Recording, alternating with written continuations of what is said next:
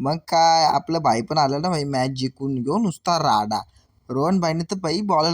नमस्कार बाळांनो, मी तुमचं सगळ्यांचा लाडका पेश स्वागत करतो आपल्या बेकास्ट ब्लॉगमध्ये.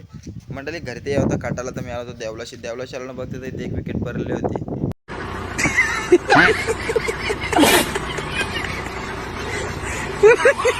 आता वाजल्या 12 आणि मी घेतला चहा पिवायला. चहा पिता तवरण हऱ्या पण आला आणि आता आम्ही चालतो डायरेक्ट बामणडोंगरीला, कारण की आज आमची मॅच. तर त्याच्यानंतर मी निघतो साडेबाराला निघायचं आहे. मंडळी आम्ही आता फायनल निघलो खेळायला जायला, दोघजण तर गेल्या पुढं.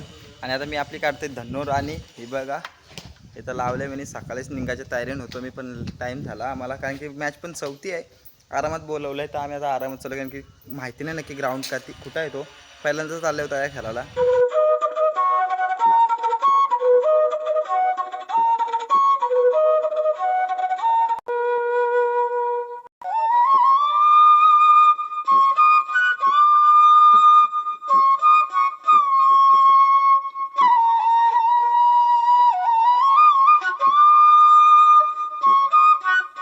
आणि ग्राउंड होतं आम्ही लवकरच पोहोचलो, पण आमची अर्धी पोरं राहिली होती.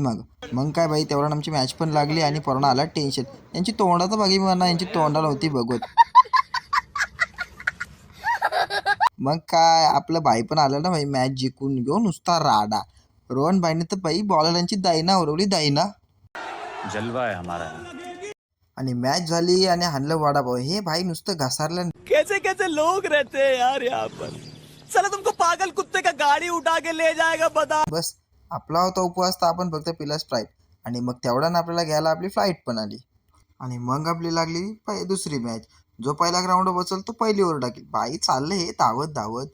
आणि मग मॅच झाली आणि आमचा काढला काम.